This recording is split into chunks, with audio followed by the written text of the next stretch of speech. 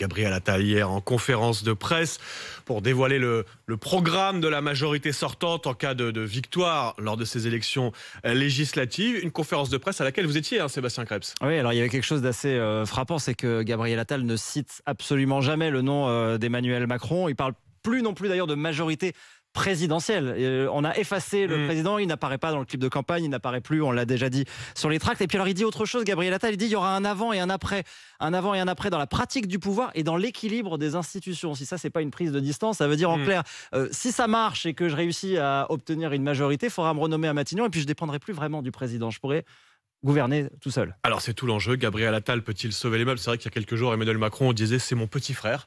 Le petit frère s'est émancipé visiblement dans cette campagne législative. Alors comment vous voyez Gabriel Attal? Est-ce qu'il peut sauver les meubles pour la Macronie? On va poser la question à Nicolas, Ibrahim qui sont déjà là au 32-16. Tiens, on va accueillir Nicolas d'abord. Bonjour Nicolas. Bonjour RMC. Salut Nicolas, vous êtes dans le Lot-et-Garonne, c'est ça? Oui, c'est ça. C'est ça, levé tôt pour le boulot? Qu'est-ce que vous faites dans la vie? Non. Là, je suis ajusteur, je travaille en 3-8 et là, du coup, je suis rentré du boulot, j'étais de nuit. Et ben voilà, une fin de nuit, on est là aussi pour ça, sur RMC, de bon matin, on rentre avec vous du boulot. Alors Nicolas, racontez-nous, est-ce que Gabriel Attal peut être l'homme qui sauve les meubles pour les macronistes? Alors, honnêtement, moi, je pense les macronistes, il n'y a vraiment plus rien à sauver. Pour ma part, il n'y a plus rien à sauver. Que ce soit qu'on mette Gabriel Attal ou qu'on en mette un autre, ça ne change rien du tout. Vous n'avez pas le sentiment autour de vous, Nicolas, qu'il est moins impopulaire qu'Emmanuel Macron? Ah si. Enfin, alors si. Comment dire? Alors si on compare, non, c'est vrai que si on compare à Macron, à Emmanuel Macron, pardon, il est moins impopulaire, ça c'est sûr, parce que pour à tel point de cacher Emmanuel Macron, comme vous avez dit tout à l'heure, il ne cite quasiment jamais son nom. Ouais. C'est que voilà, ils savent très bien de toute façon que s'ils mettent le président en avant, ils savent très bien que ils sont. Enfin, moi je dis dans tous les cas, Emmanuel Macron ou pas, Gabriel Attal ou pas, ce parti il est cramé depuis longtemps. J'ai bien compris que vous ne voteriez pas pour des candidats de la majorité sortante, Nicolas, mais vous le constatez autour de vous. Voilà, quand on parle de Gabriel Attal, il suscite moins de rejet, on va le dire comme ça, qu'Emmanuel Macron. On va voir si Ibrahim fait le même constat. On va remonter dans le Val d'Oise, cette fois en banlieue parisienne avec Ibrahim. Bonjour Ibrahim. Bonjour. Alors merci avant tout de me laisser l'opportunité de m'exprimer. Bon, tout le monde peut s'exprimer. C'est bien aimable. Je suis un peu désolé. J'ai un petit peu de temps parce que je travaille en même temps. Qu'est-ce que vous faites? Je suis buraliste en fait. Je suis buraliste dans le 3e. Voilà. Alors je suis désolé Ibrahim, mais je vais vous garder un peu parce que ça m'intéresse. Vous êtes buraliste, vous devez croiser beaucoup de monde évidemment tous les jours et surtout en cette campagne surprise des législatives, ça doit parler politique non, au bureau de tabac là? Ça parle beaucoup de politique et j'aimerais juste dire quelque chose avant de commencer la politique. C'est que moi, au bout de 7 ans, j'ai vu pratiquement tout défiler à Paris, que ce soit les gilets jaunes, que ce soit la grève de la SNCF, que ça soit les émeutes, que ça soit la guerre en Ukraine, que ça soit vice-versa. J'aimerais juste dire une chose, que ça soit Gabriel Attal ou Macron ou Bardella, il faudrait que les Français, je parle des Français de toute la France, qui se regroupent derrière notre beau drapeau. Parce que moi, je vais vous dire une chose, un pays comme la France, ça n'existe pas. D'accord? Moi, je suis venu à 1 an en France. J'ai la nationalité française. Je connais l'article 1 de la Constitution française qui dit que tout citoyen qui détient la nationalité française est considéré en tant que Français. Donc, moi, je dis que ce pays-là, il ne mérite pas ça. Injecter la peur, constamment la peur aux gens, à un moment donné, les gens, ça va partir en cacahuète. On entend, Ibrahim, à la fois votre amour de la France et en même temps votre inquiétude par rapport à ce qui se passe en ce moment, parce que j'imagine que justement, vous le constatez autour de vous, notamment dans le bureau de tabac. Et ce matin, ce qui nous intéresse, c'est la perception que vous avez de Gabriel Attal. On voit que dans les sondages, ça frémit un peu.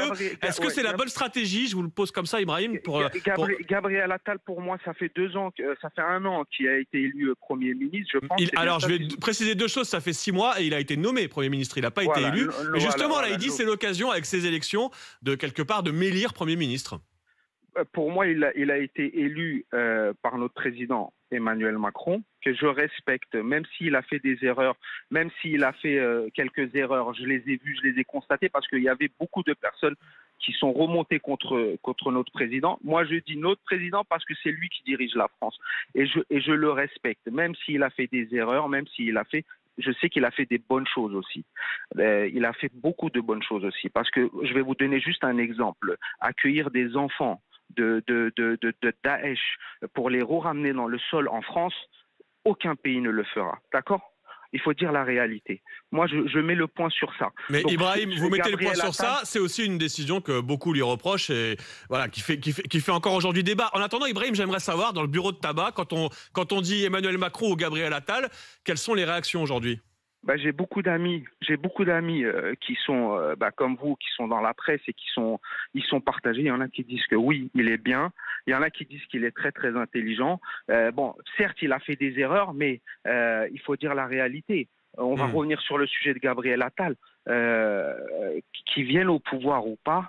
Au jour d'aujourd'hui, il faudrait que c'est comme la gauche. Moi, j'ai grandi dans la fête de l'humanité, d'accord ? J'ai grandi dans la fête de l'humanité. Au jour d'aujourd'hui, j'ai du mal à comprendre qu'on se regroupe quand le RN commence à arriver au pouvoir. Ces gens-là, le RN, on dit tous qu'ils sont racistes, mais il faudrait regarder tous les gouvernements à droite, à gauche, dans n'importe quel pays. Il y a c'est pro de la droite. Au jour d'aujourd'hui, on est là, on dit oui, la France, mais la France. Quand on voit les émeutes l'année dernière, qu'est-ce qui s'est passé ? J'ai dû dormir pendant 3 mois, pendant 2 mois, j'ai dû dormir dans mon tabac.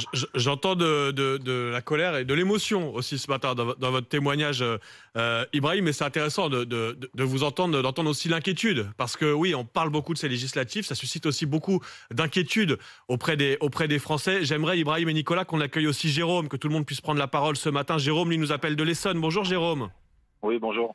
Conducteur de bus, c'est ça, donc le veto aussi pour bosser, j'imagine. Exactement. Jérôme, racontez-nous, vous, comment vous percevez Gabriel Attal ? Est-ce qu'on a raison de miser sur lui au sein de la majorité sortante plutôt que sur Emmanuel Macron ? De toute façon, pour moi, il n'a pas trop le choix vu que il est totalement impopulaire aujourd'hui. Mais bon, ça reste son parti, donc je vois pas comment il peut le sauver. Sachant que les gens, ils en veulent au parti de Macron, pas qu'à Macron, même si Macron, oui, c'est l'image du parti, mais je pense qu'ils en veulent. Oui, mais vous voyez bien, Jérôme, que là, vous venez de dire 4 fois Macron en 20 secondes. C'est que Gabriel Attal est peut-être moins impopulaire auprès des Français. Il n'y a pas de mal. C'est de vous dire, nous, on se rappelle de la France de Benalla, enfin, on se rappelle de tout ce qu'il a pu faire, tous les gens qui sont descendus dans la rue, qu'il n'a jamais écouté.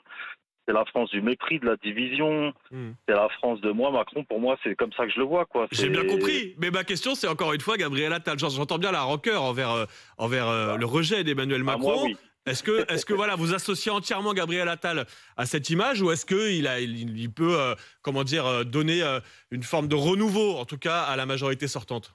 Non, moi, je l'associe à cette image, clairement. Moi, je l'associe à l'image. Pour moi, c'est renaissance, quoi.